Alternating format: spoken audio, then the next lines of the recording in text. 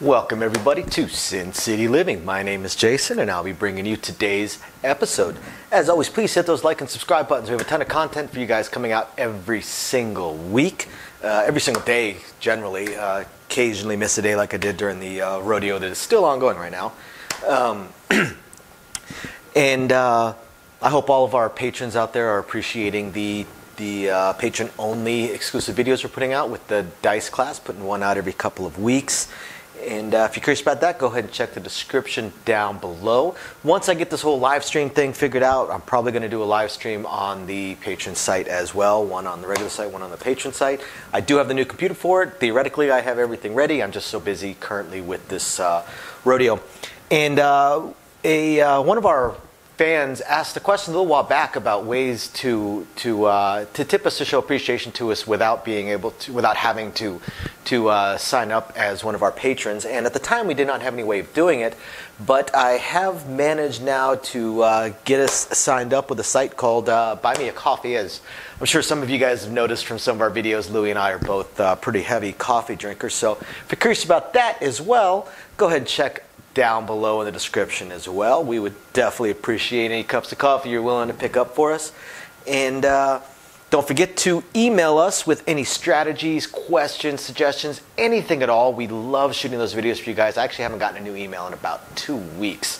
And also, don't forget, anybody that may be interested in one of the small Sin City Living neons that we have, just email us that as well, sincitylivingLV@gmail.com. Otherwise, going to go ahead and get into today's episode. So for today, what do we wish to talk about? I want to talk about alternatives to the Iron Cross. Iron Cross is the most commonly played dice strategy. Most dealers will acknowledge that it is a fairly strong strategy for grinders and for newer players and beginning players, because one, it's simplistic, and two, it does cover you for every single number. You're not going to win a whole lot of money if you just sit there saying bet, same bet, same bet over time. But it is a viable strategy, and again, it's simple, it's easy, it's something easy to play. What is another alternative, however? Well, let's take a look at it. First, let's analyze the Iron Cross, at least as far as its buy-in goes. We're going to assume we're on a $10 minimum bet table. If we're on a $10 minimum bet table, we will need $10 in the field. Now, the proper Iron Cross, since that is $10, 2 units, we can't 2-unit our inside numbers, inside no 9 rather, we have to 3-unit them. So what is our buy-in here? $51 plus 10, $61 buy-in. We have $61 buy-in. Okay. Aside from this then, what are other strategies you can do? Well, actually, you know what? I think I'm going to leave this set up for you. Another viable strategy, and honestly the one I would be more likely to play. See, here's my problem. The field bet is not a bad bet, despite what some dealers will try and say, oh, there's 16 ways to win, 20 ways to lose. The odds are against you on every single bet except for odds that are true odds. Otherwise, the odds are against you every single bet. So the field is not a bad bet when it comes to that. The reason I personally do not like the field is because, aside from the 2 and 12, it pays even money. There's not a lot of bets on the dice table that pay even money. So I prefer not to get paid even money when possible. I prefer to get paid more than I'm betting. So if this were me, instead of doing 61 in action, I am more likely to throw another $8 into the pot. I am more likely to do 69 in action. What am I going to do? Well, again, we're on a $10 minimum bet table, right? So I am going to do 64 across, and then I'm probably going to do a horn high 12 for $5. So what am I doing with this? Well, I am betting every single number up here,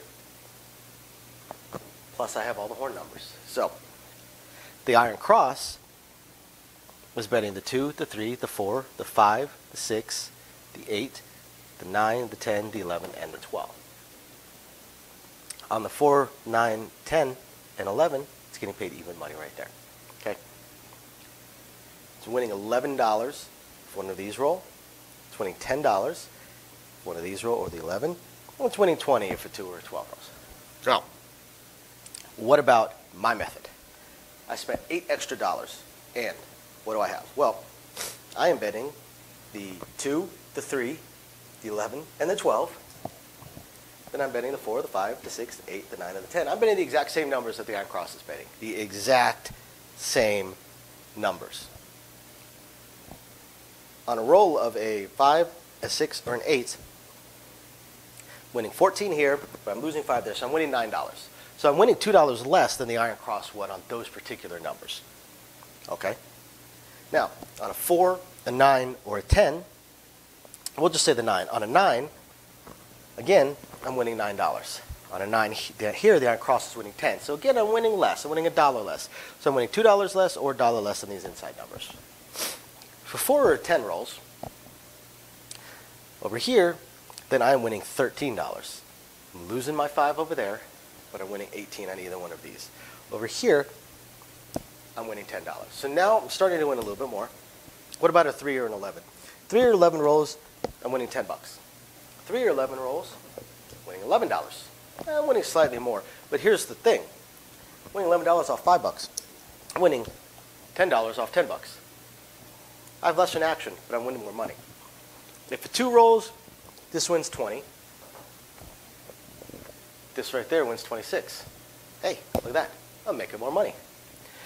If a 12 rolls, if we're on a 12-pace double table, then this pays $20. If we're on a 12-pace triple table, then this pays $30. Again, off a $10 bet, right? Here we have a $5 bet. What does it win? $57 for 12 rolls. That's why I do the horn high 12. $57 off a $5 bet. So, to me, going across, including the point, doing a 64 across, including the point, plus a horn high 12, to me is a more fun. I'm not going to say it's a better strategy than the iron cross. It's a different strategy than the iron cross while still holding similarities to it. But to me, it's more fun. First off, I have more fun with the horn bet. Second off, I don't have a single bet on this table that pays me even money. Everything pays me more than I have bet. That is to me a positive. Now, obviously when you get something like, say, the 5, this pays 14, but I have to lose that 5, so it pays 9. So actually I'm getting paid, okay, I'm getting paid a little bit less than that particular bet. But when you look at the iron cross, with an $18 bet, and it's only winning $11, it's winning a whole lot less. So overall, I've got every single number, and I'm having a little bit more fun with this. And now this way, it's a lot easier for me to slowly press things up. With this one, I would likely go with my method of press a little, take a little, where I'm going to maybe press 1 unit or 2 units and take some money, try and get myself up to at least 160 across, and while still also collecting $100 or so during that time period. And then from 160 across, at that point, I might start getting a little bit more aggressive, pushing things up a little bit more. Now, as my bets get a little bit higher, I'm probably also going to increase my horn bet. I mean, why not? If I'm making enough, I mean, if I get to the point where I'm pulling at least $50 to $60 anytime one of these numbers hit, I'm probably going to go ahead and have a $10 horn bet, horn high 12. Again, that's just me, how I choose to play it. I just tend to find this particular method more exciting. And just to add a little extra spice to it, I may do some hard ways, $1 each, but to me, those would be a parlay type situation. Probably a parlay type situation. I'll throw $4 into the hard ways. I won't bring it back if they come down, but if one does hit, parlay it. If it hits again, parlay it again. Now, the third time it hits, which is extremely rare, I'm going to go ahead and collect my money. It's rare, but it does happen, and it makes it a whole lot more fun. With a buck, I don't care about the buck. So typically, somewhere once I have $4 chips collected up, I'm likely to throw them into the hard ways. Now, like I said, $69 in action. Depending on where I'm at and how my money is going, I actually will have a little bit more. I will have $75 in action. The iron cross with its $61 in action, I would actually have $67 in action.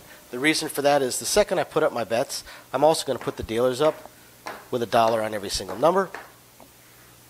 And I'm going to tell them it's player control.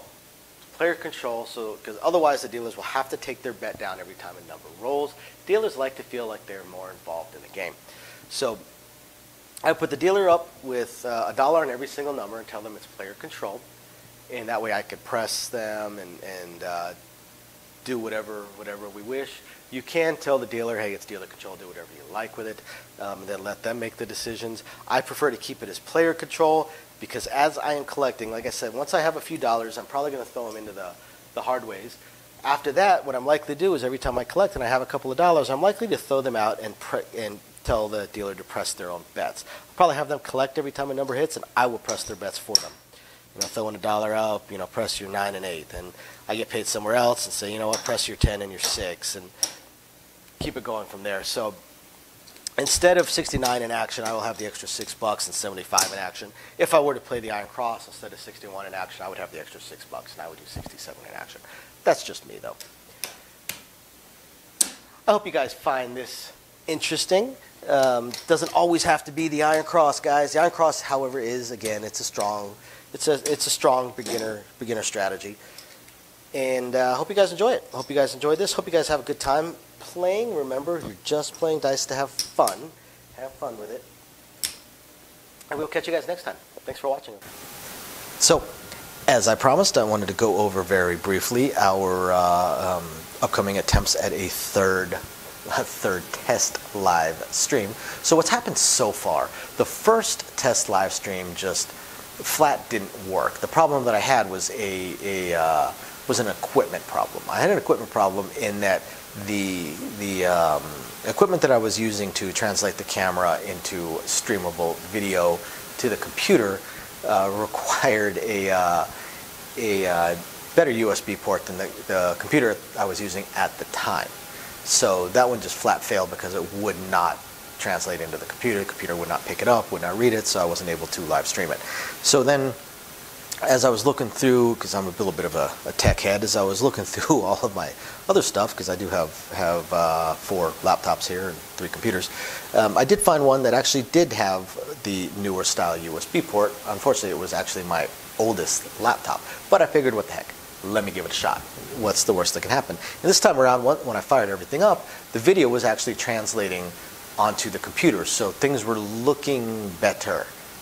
But then when I attempted to live stream, the computer was not powerful enough to be able to translate it and then upload it sufficiently.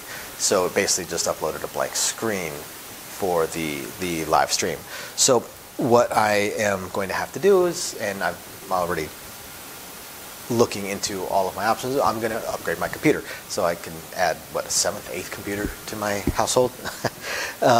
And I'm going to go much, much higher, and I'm going to get a computer that is far more than I need for this, far, far, far more powerful than I need for this. That way, any future upgrades that I may do, the computer will be able to handle it. So unfortunately, this computer is going to cost me about 25% more, about 25% of what I've already laid out in all the equipment for this channel. So it wasn't something I could just instantly buy. I'm probably looking at Black Friday or Cyber Monday. So hopefully I have it within the next couple of weeks, and then I'll do another test live stream and see if I can go from there. So I will definitely do at least one weekly live stream on our Patreon because they're the ones that are really helping us get this computer. And the other equipment that I'm going to get, because I figure if I'm buying the computer, I might as well buy the most high-end capture cards and things along those lines, get everything as good as possible, and then hopefully eventually get a better microphone for you guys. So yeah, that's where we stand on the live stream. As soon as I have the computer and I do the test, which will be in a few weeks, like I said, I've got to order it in a week or two, then I have to wait for it to ship. Plus we have probably the biggest event of the year coming up, the NFR National Finals Rodeo. So I'm basically working 2 weeks straight, as is my wife. So not going to have a whole lot of time. But once we get all that under control, then we'll figure out. There's been some schedule changes to myself, some schedule changes to my wife, and some upcoming schedule changes to my wife as well. So hopefully we can get all the scheduling figured out so I know when I'll be able to live stream as well. My initial plan of Thursdays at 6 o'clock is already out the window. I'm at work at that point now. So we will get it all figured out, and we will let you guys know, I promise. And otherwise, I hope you guys have found this interesting, enlightening, illuminating, or at least just plain fun. And we will catch you guys next time. Bye now.